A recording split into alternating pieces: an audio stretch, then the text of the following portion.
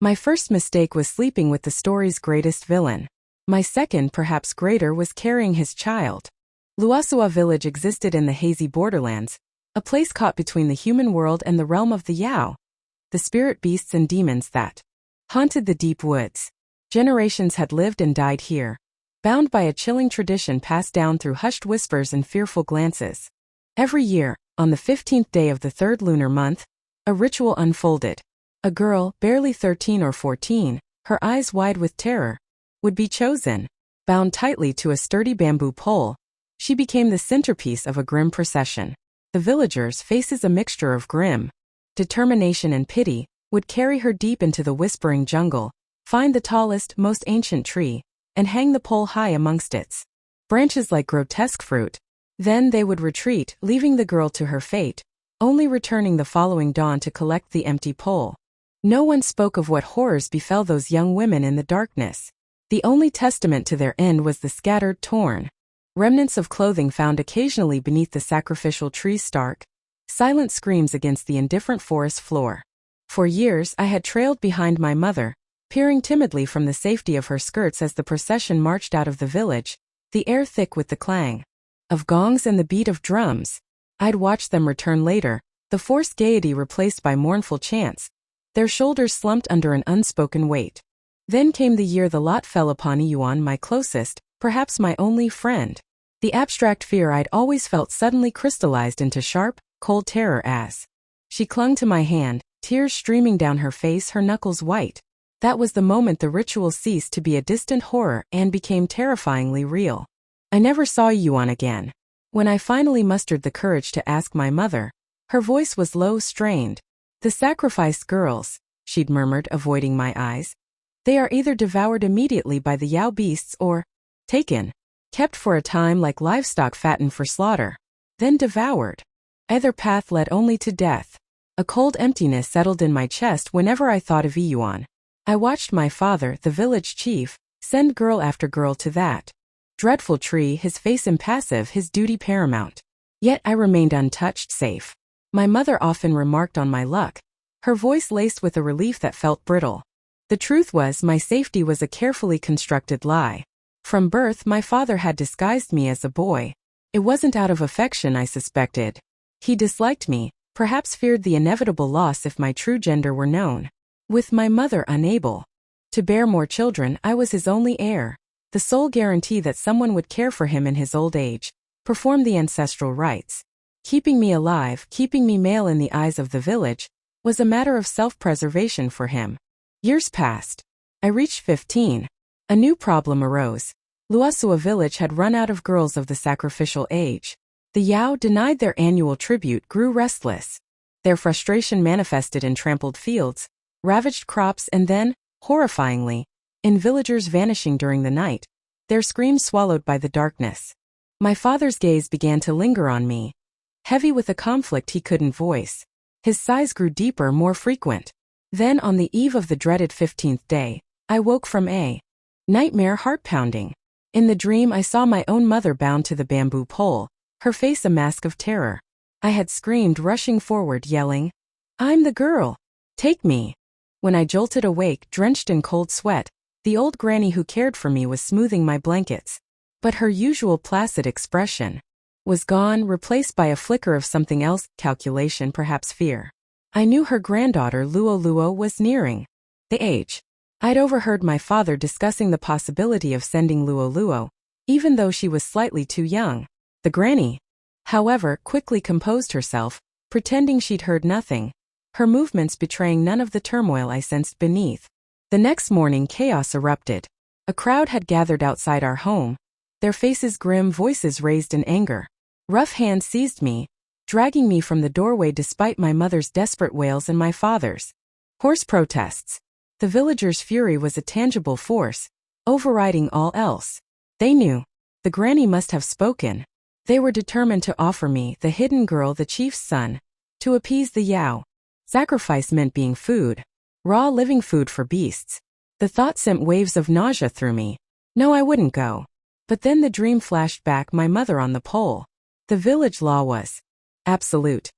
If a family hid a daughter or worse, killed her to avoid the sacrifice, the mother would take her place. A chilling sweat beaded on my skin. I couldn't speak, couldn't condemn my own mother. Through the jostling crowd, I saw the old granny clutching Luo Luo protectively. Luo Luo met my eyes and offered a small, triumphant smile. It was the same kind of unknowing, almost cruel smile I myself had given Iyuan as she was carried away on that pole, back when I thought it was all some strange, terrifying game. Now my own life felt like a game, a cruel cosmic joke. And the punchline would be delivered by a pack of Yao beasts, their breath thick with the coppery scent of blood. I imagined sharp teeth, tearing flesh, ripping my clothes scattered like Yuan's, my bones trampled into the dirt by indifferent paws. The sheer absurdity of it all washed over me, a wave of helpless despair. My mother grabbed a fistful of my hair, yanking hard, perhaps hoping to shock me into pleading, into begging for mercy. But faced with the villagers' contorted faces, consumed by the vision of my impending gruesome end, I was frozen. My mind was a blank slate. Words wouldn't form. I could only stare numbly ahead as they bound me to the bamboo pole, the rough fibers scratching my skin. Then the jolting journey began, carrying me out of the village, towards the silent, waiting forest. They hoisted me onto a branch of an impossibly tall tree. The elders muttered something about the height ensuring only the most powerful, high-ranking Yao could reach me, a dubious honor. Looking down at the dizzying drop, any thought of escape evaporated. Ironically, my only fear now was that the ropes weren't tight enough. Falling would be a quicker, perhaps cleaner, death, but surviving the fall only to wait for the beasts. No, I clung to the desperate hope of living until nightfall. From my precarious perch I could just glimpse the sun sinking below the horizon, painting the sky in hues of orange and purple. Then the moon began its ascent, casting long eerie shadows. I tried to savor the final moments of quiet, the cool night air on my skin. My mind strangely detached, drifted. Would it be a lion first? A tiger? Perhaps an elephant, though surely even an elephant couldn't reach this high. In the profound silence of what should have been the most terrifying night of my life, exhaustion claimed me. I drifted off, lulled by the gentle sway of the branch. I awoke abruptly to a soft, insistent rustling sound from below. Every nerve ending screamed awake. For a wild, hopeful second, I thought the villagers had returned, changed their minds. But the figures gathered beneath the tree were strange. At the forefront stood beings who looked remarkably human, albeit clad in rough animal hides, their eyes glowing with an unsettling, unnatural light, heterochromatic, mismatched colors staring up at me. They were performing strange gestures, their lips moving in silent chants. Then impossibly they knelt. A wave of reverence washed over them. Had the Yao evolved such politeness? My gaze scanned further back. Lions, tigers, hyenas, even rabbits and birds. It seemed the entire forest fauna had assembled, a dense, watchful congregation. How, I wondered numbly, would they possibly divide me without sparking a forest war? Then the animals behind the human-like figures also lowered themselves, prostrating themselves on the forest floor. Many shimmered, their forms shifting, solidifying into humanoid shapes, hands crossed respectfully over their chests. A fragmented memory surfaced. Humans kneeling to honor their ancestors. Perhaps this wasn't about me at all.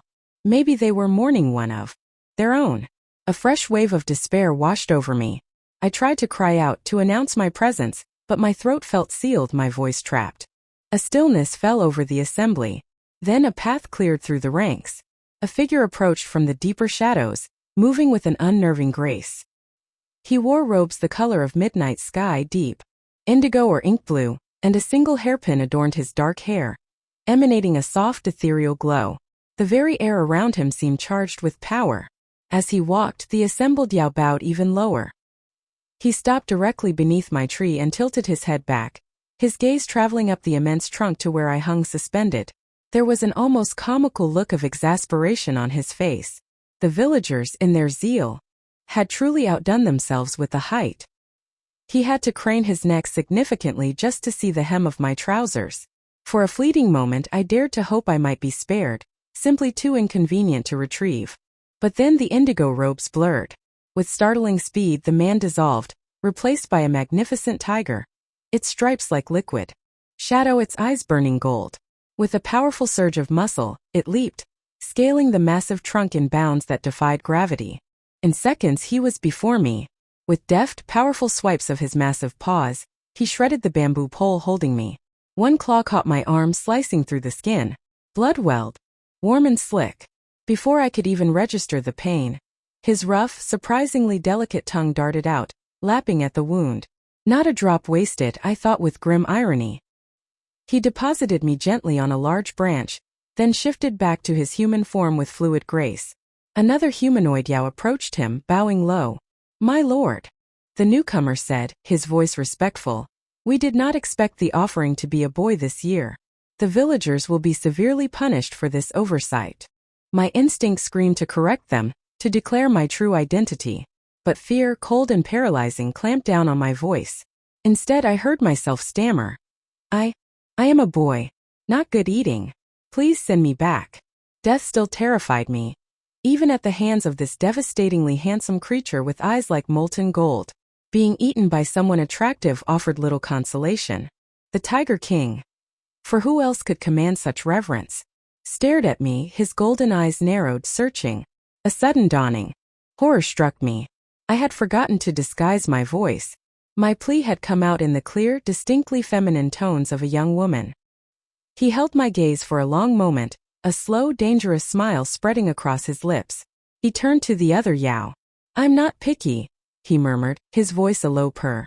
Then his golden eyes flickered back to me, the smile deepening as if sharing a secret. Perhaps he hadn't noticed? A fragile sliver of hope bloomed, only to be instantly crushed by a chorus of voices rising from below. "Congratulations, great king, on finding your beautiful bride." Panic seized me. Bride? I'd heard the whispers, the fearful tales. For the past century, the Tiger clan reigned supreme among the Yao, their power absolute. And their king was a being of legend, unmatched in strength, wielding the formidable Yao command token that compelled obedience from all Yao kind. But they also had a reputation. Tiger nobles, it was said, enjoyed disguising themselves as humans, venturing into villages to seduce mortal women. Sometimes, after they'd had their fill, they devoured their lovers. Humans feared and hated them, but were utterly powerless. My mother's words echoed in my mind, spoken softly one evening long ago. "If you are ever caught by the Tiger clan," she had warned her, face pale, "find a way to end it yourself. They take pleasure in cruelty, in breaking spirits. Better a clean death with dignity than humiliation followed by oblivion." I had always listened to my mother, but I didn't know then about the words she'd spoken later, perhaps after I'd fallen asleep, words whispered like a desperate prayer. Unless it is the Yao King himself who chooses you, then you must submit. For the pearl atop the Yao King's crown, they say it can bring the dead back to life. In the days following that terrifying night on the tree, I was swept into a dizzying series of rituals. Bathed in scented water, adorned in silks I'd never imagined, I was prepared not for death, but for a wedding. Finally, powdered and painted, draped in a flowing crimson gown, teetering on intricately embroidered high-soled shoes, finery likely looted from some human palace, I was led into the Tiger King's chambers. I stared at my reflection in a polished bronze mirror, mesmerized. The woman staring back was a stranger, beautiful and fragile. "She is lovely," I whispered, a compliment meant for the reflection, not for myself. A sudden warmth pressed against the nape of my neck, followed by hot breath tickling my skin. My eyes shot up to the mirror. A tiger's head, magnificent and terrifying, rested on my shoulder. His body below was human, clad in rich robes, but the transformation wasn't complete, perhaps due to wine. Those intense golden eyes met mine in the reflection, seeming to pull my very soul into their depths. It took a moment for the reality to sink in. With a startled cry, I shoved him away, scrambling back. Are you going to eat me?" The question tumbled out, breathless with fear. He blinked, then seemed to concentrate, a ripple passing over him. The tiger had dissolved, replaced by his handsome human face, flushed with drink and exertion. A faint smile touched his lips. It was the first time a man had ever truly smiled at me, let alone one so striking. He took a step closer, his presence filling the room. "Yes," he said softly, his smile widening. "Tonight." My hand clenched the heavy silk of my wedding skirt.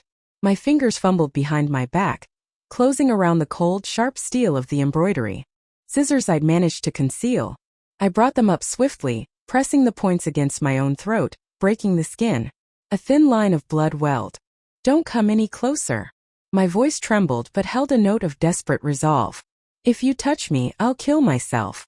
The Tiger King tilted his head, a flicker of confusion in his golden eyes. Then, with an almost casual flick of his finger, an invisible force knocked the scissors from my grasp. They clattered to the floor. A jolt like lightning shot through me, paralyzing me for an instant. In that instant he closed the distance, pressing me back against the dressing table. His tongue darted out, tracing the shallow cut on my neck, lapping at the blood. A wave of intense, unfamiliar sensation washed over me. A tingling warmth that spread like fire through my veins, leaving me weak and breathless, far more potent than the initial shock. He easily lifted me, carried me to the large bed, and pushed me down onto the soft furs. He took my hand, placing it firmly against his chest. I snatched it back as if burned. He watched me, a low chuckle rumbling in his chest, his eyes gleaming with amusement and something else. Possession. He stroked my hair, his touch surprisingly gentle now. He leaned close, whispering words I couldn't quite understand, his voice a hypnotic murmur. The world exploded in pain. Then blessedly darkness. Later, I learned he had seen the terror twisting my features and in a moment of unexpected pity, cast a spell to make me sleep through the worst of it. Life in the Tiger King's palace became a strange sort of gilded cage. He confiscated anything remotely sharp from my chambers. Even my embroidery needles were deemed too dangerous. When I tentatively asked when I might be allowed to return home, his answer was always the same: "When you bear my child." A human bearing a tiger yow's child was rare, almost unheard of. Such offspring caught between two worlds possessed some Yao magic but were weaker than purebloods, often frail. Why he was so insistent on having this hybrid child I couldn't fathom. My body, however, protested the nightly demands he placed upon it. I grew thin and pale. He showered me with tonics and precious herbs, delicacies meant to strengthen me, but the sickness was rooted deeper in my homesick soul. He knew this, I think, but his own purpose seemed to outweigh my suffering. A year crawled by. Then news rippled through the palace. Another human woman had arrived, destined to be the Tiger King's concubine. Around the same time, my longing for my mother intensified, manifesting as a persistent fever that confined me to bed. The king still spent his nights beside me, a silent, watchful presence, but he no longer touched me. On the night of the third month's 15th day, the anniversary of my own sacrifice, he did not come to my chambers at all. Seizing the opportunity, weak as I was, I slipped out of bed, driven by a desperate need. I had to retrieve the escape talisman he always carried, my only hope of seeing my home again. I crept through the silent corridors, finally reaching the wing where his new bride was housed. Hidden behind a large decorative screen, I peered into the room. My breath hitched. It was Luoluo. Of course it was Luoluo. She had reached the age. Who else would it have been? My husband, the thought felt strange alien, entered the room. He didn't hesitate, pulling Luoluo towards the bed, pushing her down onto the silken sheets. A sharp, unexpected pang pierced my chest. Jealousy? Or just the bitter sting of replacement?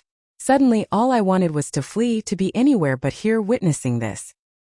His discarded robes lay on the floor near the screen. My plan had been to wait until he slept, then snatch the talisman. But the sounds from the bed, intimate, undeniable, continued throughout the night. Exhaustion warred with adrenaline. Just as the first hint of dawn painted the sky gray, the sounds subsided, replaced by the deep, even breathing I knew so well. He was asleep. Heart pounding, I darted out, snatched the talisman from his robe pocket and fled. Back through the palace, out into the pre-dawn gloom, through the whispering forest. Everything went unervingly smoothly. I reached Luossua village. I found my father, older now, his face etched with lines of worry. But my mother, she wasn't there. Tears blurring my vision, I ran through the familiar paths, calling her name, searching every corner, every hut. Finally, in the fallow field behind our old house, I saw it. A simple new grave marker. Her name was carved into the rough stone. A neighbor, finding me sobbing uncontrollably, told me gently. My mother had fallen ill shortly after I was taken. A sickness born of grief, they said. She faded quickly, her last request being that her grave faced the direction I had been carried away, so she could watch for my return. A rustle in the nearby bushes made me jump. but there was nothing there. I knelt, pressing my forehead to the cool earth of her grave, the loss of physical ache in my chest. Back at the house, my father was unusually kind, preparing several dishes for me, his movements hesitant, his eyes filled with a remorse he couldn't voice. Word of my return spread like wildfire. Villagers came to stare, their expressions a mixture of curiosity and pity. Luoluo's grandmother appeared, the old woman who had inadvertently sealed my fate. Tears streamed down her wrinkled face as she knelt before me, begging me to bring Luoluo back. The image of Luoluo beneath the Tiger King flashed in my mind, sharp and unwelcome. That pang returned jealousy, raw and undeniable. Not relief at my own escape, but resentment that she was there, with him. I refused the old woman's plea, my voice colder than I intended. The villagers murmured, dragging her away, offering me words of sympathy that felt hollow. Their eyes held a strange light when they looked at me now. Over the next few days, that strangeness intensified. It wasn't until I rested a hand on my own lower abdomen, feeling a subtle, unfamiliar firmness, that I understood. I was pregnant, with his child. A human mother carrying a Yao child often gained a subtle aura, a touch of otherworldly radiance, that, combined with the shock of seeing me, whom they'd only known as a boy, now clearly female and glowing with this strange vitality, explained their bewildered stares. My father never spoke of the child, but late one night, I heard him outside, the dull thud of his fists against his own chest, muffled sobs escaping him. The guilt was eating him alive. Seeing his pain, the resentment I'd harbored for 15 years of neglect seemed to dissolve. I went to him, stood silently beside him in the moonlight. "I'll go back," I said softly. "I'll bring Luoluo home." The sight of the old grandmother, haunting my doorstep day after day, her eyes pleading, was unbearable. But was I doing it for her? Or was I searching for an excuse to return to him, to the life I claimed to despise? The truth was a tangled mess I couldn't unravel. I spent days wandering the edge of the forest, holding the talisman, hoping someone would come for me. But nothing happened. The talisman felt inert, useless. Defeated, my body growing heavier, I returned to my father's house. "Wait until next year's sacrifice," my father urged, his voice thick with unshed tears.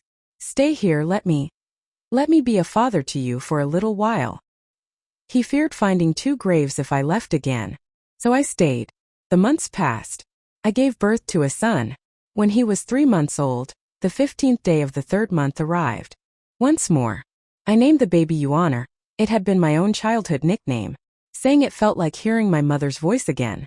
This time, as the villagers prepared the bamboo pole, there was a reluctance in their movements, a flicker of pity in their eyes. Still I insisted. "They bind me tightly.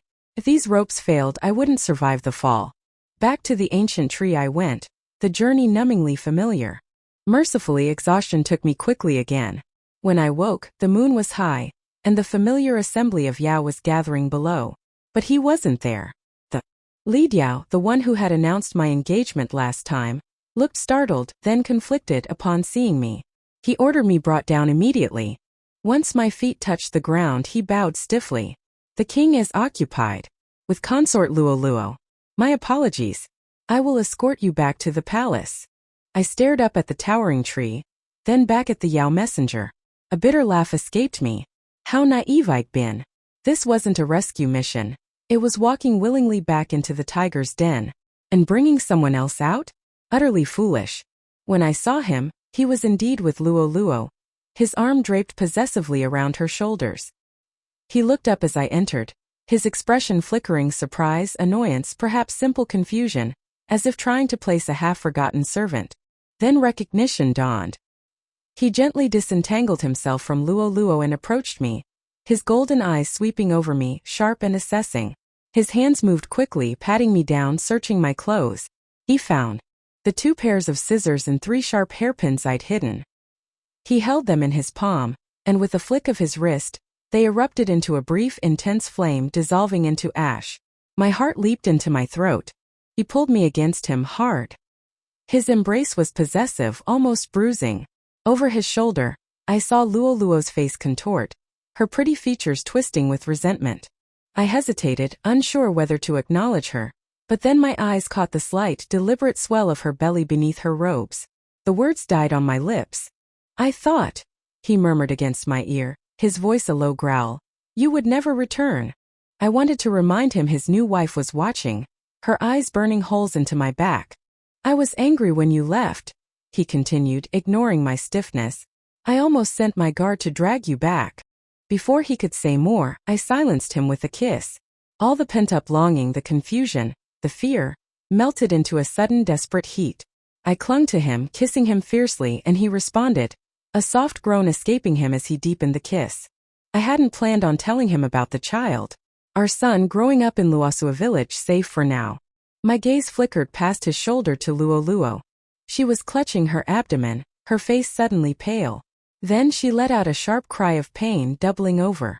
The king instantly released me, rushing to her side, supporting her. Acting on instinct, I moved forward, taking Luo's wrist, pretending to check her pulse. My fingers pressed firmly, purposefully. She flinched back as if shocked. She wasn't pregnant. I didn't understand Luo's game, this dangerous charade of a fake pregnancy. I tried to find opportunities to speak with her alone, to fulfill my promise to her grandmother, but she avoided me, her eyes constantly wary. Then came the day of Luo's supposed childbirth. I clutched the Tiger King's talisman, the one I'd stolen and somehow kept. Its surface cool against my palm. The name Huayan was etched into it. His name. Under the cover of the commotion, I slipped into the courtyard designated for the birth. Instead of cries of labor, I found Luo sitting calmly on the edge of the bed, a strange, triumphant smile on her face. The sheets beneath her were stained crimson, and in her arms lay a still, blood-smeared infant. Give him to me, she whispered, thrusting the tiny, lifeless form towards me. Confused, horrified, I reached out. The baby was cold, unnervingly still. As my fingers brushed its skin, Luo threw herself forward, collapsing at my feet, erupting into hysterical sobs. Yuaner, my baby. What have you done to my baby? She shrieked, pointing an accusing finger at me. Before I could react, an invisible force slammed into me, sending me reeling backwards, crashing hard against the floor. Someone snatched the dead infant away. I looked up, dazed, to see Huayan staring at the tiny body, his face a mask of disbelief and profound sorrow.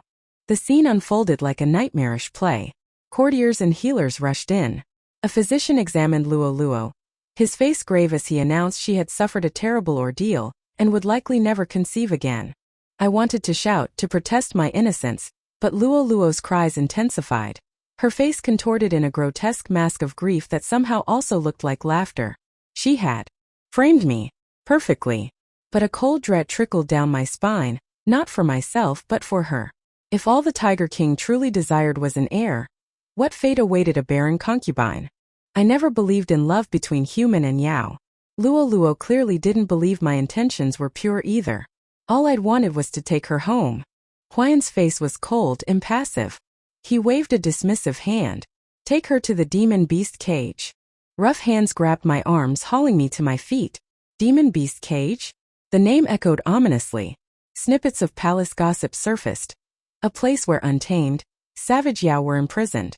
Humans thrown in were food, torn apart, shared amongst the beasts.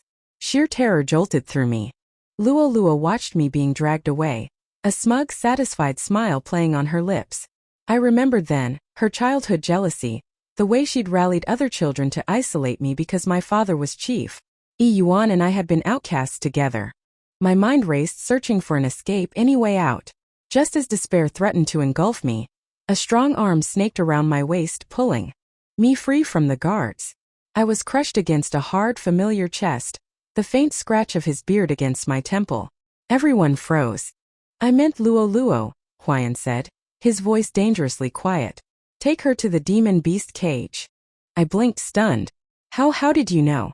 I didn't even defend myself. He looked down at me, his golden eyes intense. You wouldn't do such a thing, Yuaner, he said softly. Besides, his voice dropped lower, I was waiting for you to recover to bear me a child. Why would I send you to the cage? In that moment the words almost escaped me. I already have your child. His name is Yuaner too. But Luo's renewed, terrified screams cut through my thoughts. I opened my mouth to plead for her, despite everything, but Huayan turned, striding away. I hurried after him. One of his trusted advisors intercepted him outside. "My king, why this?" "Consort Luo Luo." Huayan cut him off, his voice chillingly pragmatic. "A barren woman is useless to me. Why would I harm you, honor, who can still bear my children for her sake?" So it didn't matter whether I was innocent or guilty. He kept me solely because I was fertile. He needed an heir. A violent tremor shook me. The emotion felt foreign, disturbing. If I was heartbroken by his cold calculation, did that mean I cared? Had the wall I'd built against him, the belief that Yao were heartless beasts, begun to crumble without my noticing? My chest ached with a dull, unfamiliar pain. For days I claimed illness, refusing to leave my chambers. News reached me that Luo Luo, driven mad with terror, had somehow overpowered her guards and escaped, hiding somewhere within the vast palace grounds. Against my better judgment, I began to search for her. A part of me regretted ever returning. My son needed me back in Luossua village. Instead, here I was, skulking through the opulent prison of the Tiger King's palace, looking for a woman who hated me. I checked deserted courtyards, forgotten storerooms, anywhere someone might hide. Finally, in a seldom-used chamber draped in heavy, dust-filled tapestries, I found her. She huddled behind a thick curtain, hair wild, eyes darting fearfully. "Luo Luo," I said softly. "Come home with me." She whispered my name, a broken sound, and slowly emerged from the shadows. I stepped towards her, intending to offer comfort, an embrace perhaps. Suddenly, her face contorted with rage. "You!" she shrieked, pointing a trembling finger. "You ruined everything. My wealth, my position. If I had been chosen first, none of this would have happened to you." Perhaps she truly had loved him, or at least the power he represented. A flicker of pity softened me. Seizing that moment of distraction, she lunged. A sharp pain exploded in my lower abdomen. She'd driven a hairpin deep into my belly. "Now you can't have children either," she screamed triumphantly. The world tilted. Her face, the rushing guards, the sudden appearance of Huayan. It all seemed absurd, distant. His eyes fixed on the hairpin protruding from my stomach, on the spreading stain of red. He waved a hand, a silent, deadly command. A faint, weary smile touched my lips. I reached down and pulled the hairpin out. It came away easily, trailing not just blood but wisps of cotton stuffing. I had anticipated something like this, patted my belly thickly beneath my robes. She thought I was pregnant again. It had been a test. If she still sought to harm me, I wouldn't intervene. Now, even if I wanted to save her, it was too late. Huayan's fury was palpable. He didn't hesitate. His form shifted, expanding into the terrifying majesty of the Tiger King. He stalked towards Luo Luo, a low growl rumbling in his chest. He pinned her with a single, massive paw, then seized her neck in his powerful jaws and carried her away. Later, I heard he'd personally delivered her to the demon beast cage, watching impassively as the beasts descended before he left. Regret washed over me again, sharp and bitter. If I had stayed in Luossua, perhaps Luo Luo, despite her barrenness, might have survived. He had shown her some small favor once. My return had sealed her fate. That night, exhaustion warred with turmoil as I lay in bed, plotting yet another escape, desperate to see my son. Huayan entered, silent as smoke. The coppery tang of blood clung to him, fresh blood. Luo Luo's blood, perhaps. He leaned down, the metallic scent overwhelming as his lips sought mine. I turned my head away in revulsion. His large hand clamped onto the back of my head, forcing my mouth open, pressing his lips against mine. A brutal kiss tasting of violence and death. He murmured against my lips, his words slurred, indistinct. He wasn't saying my name. Not Yuan, but the name he whispered was horribly familiar. Yuan, he breathed. "I proved it to you. Humans and Yao can have children." I froze. He seemed to snap back to awareness then, his golden eyes focusing on me, sharp and intense as a midnight sun. Suddenly, a fragmented conversation surfaced from the haze of memory, a question I dared to ask him once, lying beside him in the dark. "Do you feel anything for me? Any love?" "Look into my eyes," he'd replied, his voice low. "Do you see it there?" I thought I had then. Now uncertainty clawed at me. "Did you ever?" I whispered, my voice barely audible. "Did you ever love me? Yuan?" He held my gaze for a long moment, his expression unreadable. Then simply, "No." A strange lightness spread through me, as if a heavy burden had been lifted. My body went limp. He took immediate advantage, pressing down on me. I stared blankly at the canopy above, tears welling, spilling silently from the corners of my eyes, tracing paths down my temples into the furs. You love Yuan, don't you? The question hung in the air. His movements stilled for a heartbeat, then resumed with a renewed, almost frantic intensity. Say my name, he demanded, his voice rough. Huayan. Yuan, he murmured again, lost in his delusion. Finally clicked. He saw Yuan when he looked at me. He conjured her image onto my face. He wasn't making love to me. He was making love to a ghost. Where was Yuan? I'd asked discreetly soon after arriving, but no one knew or no one would say. This was the first time I'd heard her name spoken aloud since leaving Lovestory. In the pale light of dawn, he didn't leave as usual. He sat hunched on the edge of the bed, his head bowed. Yuan told me about you, he said, his voice flat. Yuaner. And Luo. Through fragmented sentences, halting admissions, the picture emerged. Yuan had been the first human consort, the one sacrificed years ago. She was the one he loved, the one who had captured his cold, possessive heart. And she was alive, imprisoned within the demon beast cage by her own vow never to leave. That sounded like Yuan. Stubborn, fiercely independent. No wonder he loved her. Even I had envied her untamed spirit. I had assumed she was long dead, her bones scattered. But Huayan explained, the beasts in the cage. They dare not touch her. He paused, then added, his voice raw. I'm waiting for her to relent. But she refuses. She said humans and Yao can never have children. And she wanted a child. So that was it. His obsession with me, with forcing me to bear his child, it was all a performance for Yuan. A desperate attempt to prove her wrong, to lure her back. I was nothing more than a vessel, a tool for his manipulation. I trembled, not with fear, but with a white-hot rage. Then, incongruously, I started to laugh, a harsh, broken sound. He looked up, genuinely perplexed by my reaction. He couldn't understand, of course. Because somewhere along the way, against all reason, against everything I believed, I had fallen in love with him. And that, I couldn't understand either. If only I could tear my heart out, discard it like unwanted baggage. If only love could be switched off. But it couldn't. If it could, he wouldn't be trapped in this obsessive quest for Yuan. Fine. I would grant his wish. I reached out, my hand resting on his shoulder, preparing to tell him about our son, the proof he so desperately craved. But he turned, pushing me back onto the bed. Yuaner, he said, his voice tight, using my name for once. Give me a child. I smiled, a bitter, twisted thing. All right, I whispered. What followed was brutal, desperate, devoid of the fleeting tenderness I'd sometimes glimpsed. He was rough, urgent, entirely focused on his goal. I had mistaken his possessiveness for affection. Now I understood. The cruder he was with me, the deeper his twisted love for Yuan must run. I tried to pretend just for a moment that I was Yuan, that this desperation was for me. But it was impossible.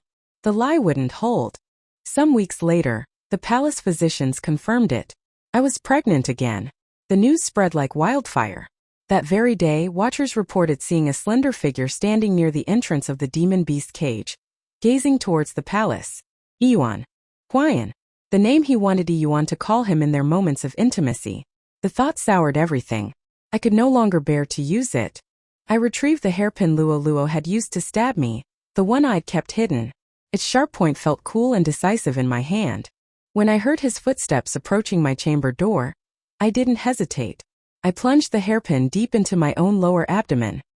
He burst into the room, shifting instantly into his tiger form as he saw me, saw the blood blossoming on my robes. A low, furious growl vibrated through the floorboards, his whiskers trembling with rage. I watched, detached, as blood flowed freely from the wound, pooling beneath me. Let me go back, I gasped, my voice weak but steady. Tiger King. I've proven your point. Yuan will come out now. He let out a cold snort, a puff of air ruffling my hair. The physicians waiting outside hesitated, but a low growl from him sent them scattering. I felt a wave of warmth spread beneath me. So much blood. His massive tiger body gently nudged behind me, supporting me. He carried me out, the palace corridors blurring as he moved with surprising speed. People leaped out of his path. Pain washed over me in waves, consciousness flickering. I'd faint, only to be jolted awake by his movement, over and over until finally he stopped. I tried to stand, my legs buckling, but he caught me, holding me steady. He leaned close, his hot breath on my ear. "You honor," he murmured, his voice dangerously soft. "You grow bolder. Your goal is achieved," I whispered, meeting his intense golden gaze. "Will you throw me in the demon beast cage now?" "Yes," he said, his voice flat. "Iyuan has emerged. My purpose is served." Whether I kept this child or not was irrelevant to him now. It had only ever been a pawn in his game with Iyuan. I couldn't bear the thought of this child being born here, a weak, unloved half-breed in a palace full of predators. Better it never drew breath. He spoke then, almost to himself, of Iyuan. How her fierce independence, her coldness, mirrored his own. But she possessed a courage he lacked, the courage to reject the power he clung to. The title of Tiger King he'd never truly wanted but couldn't refuse. He admired her defiance, desperately wanted to tame her, to break her spirit. Yet, even in the cage she thrived, mocking his attempts to control her. It only fueled his obsession. Guards roughly pushed me towards the gaping maw of the demon beast cage entrance. This time I didn't look back. My mother was right. Sacrifice led to being eaten immediately or kept for a time then eaten.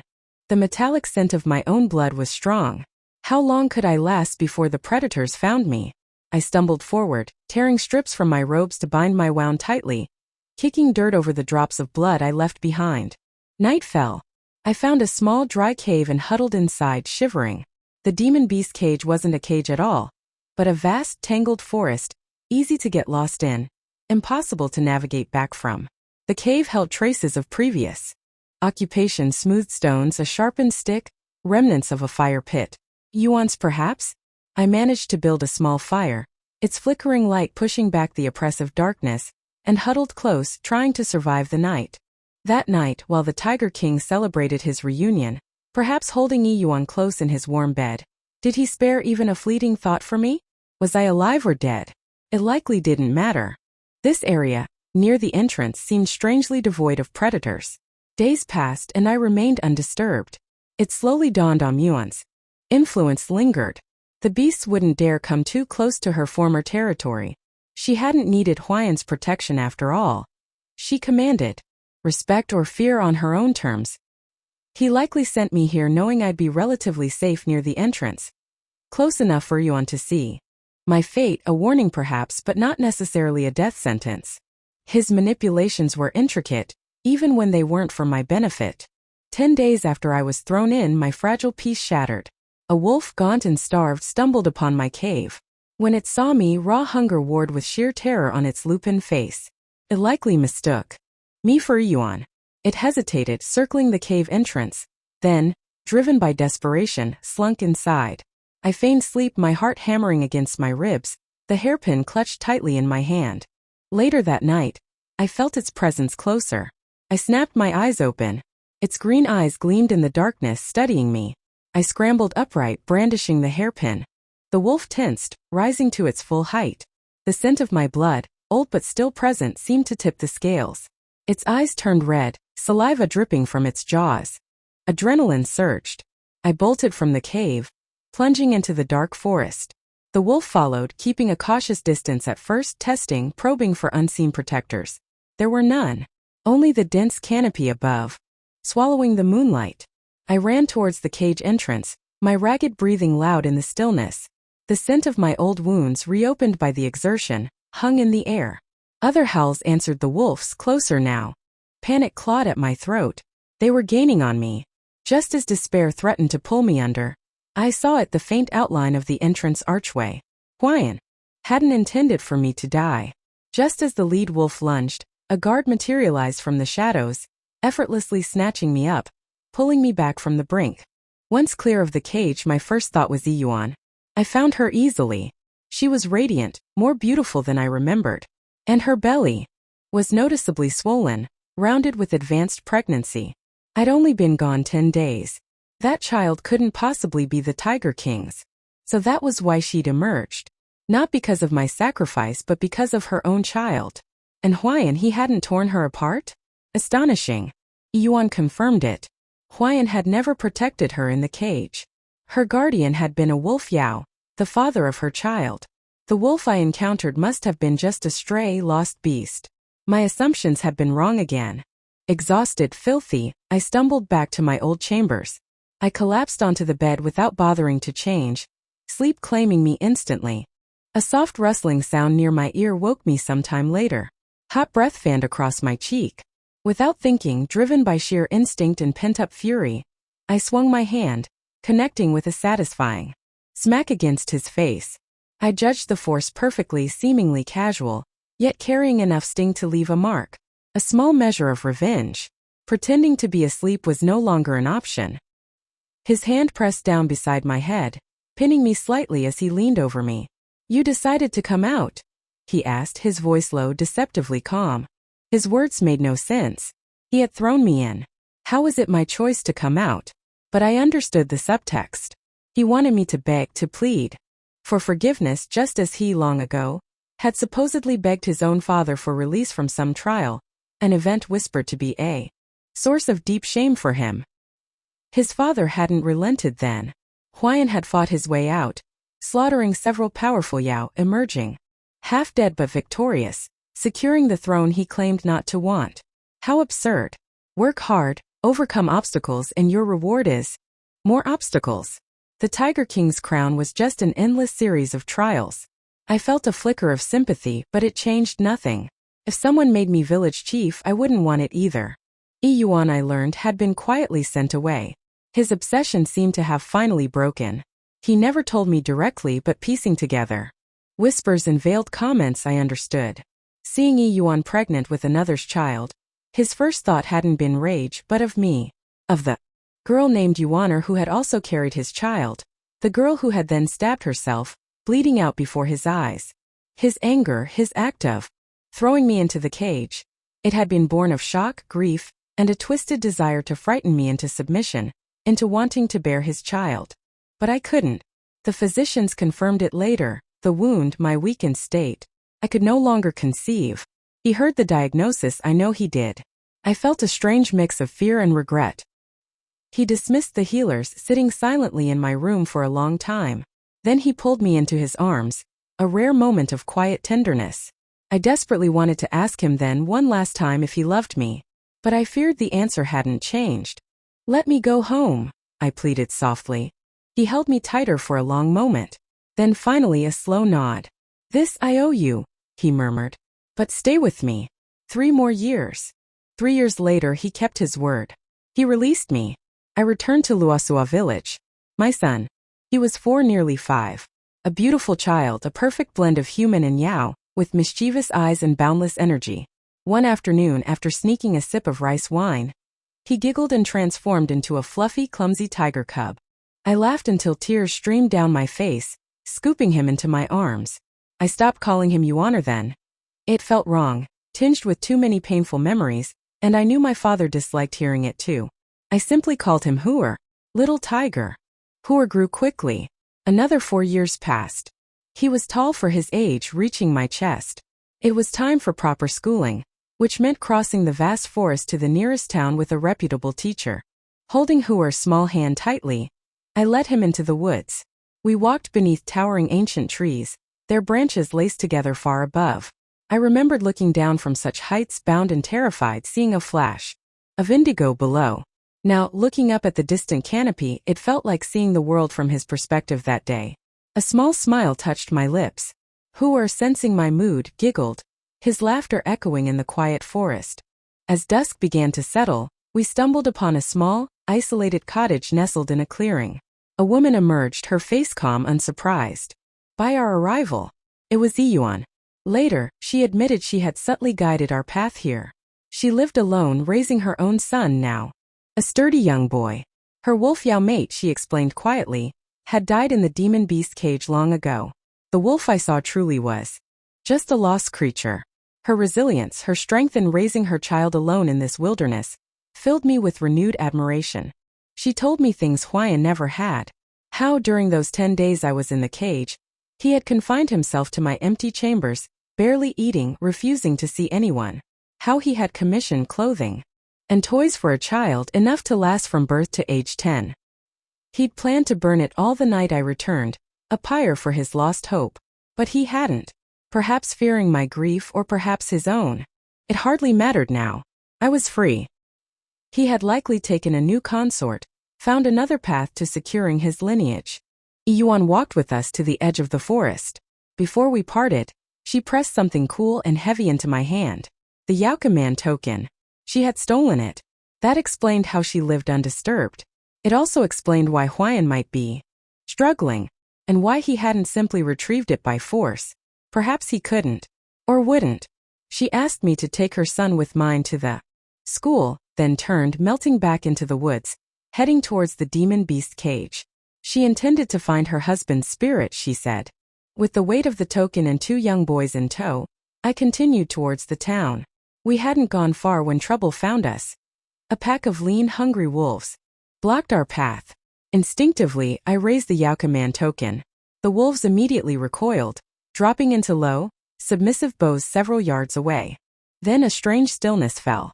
They remained frozen, kneeling. The familiarity of the scene sent a chill down my spine. I tried to wave them away, tell them to rise, but my hand wouldn't move, held fast by an unseen force. A shadow fell over us. A figure stepped out from between the trees, clad in deep indigo. Huayan. His golden eyes locked onto mine, intense and unwavering. The token flew from my grasp, settling gently into his outstretched hand. He tucked it safely away. He shifted, flowing into his magnificent tiger form, and padded towards us. Hooer, sensing the danger, let out a fierce, surprisingly loud roar.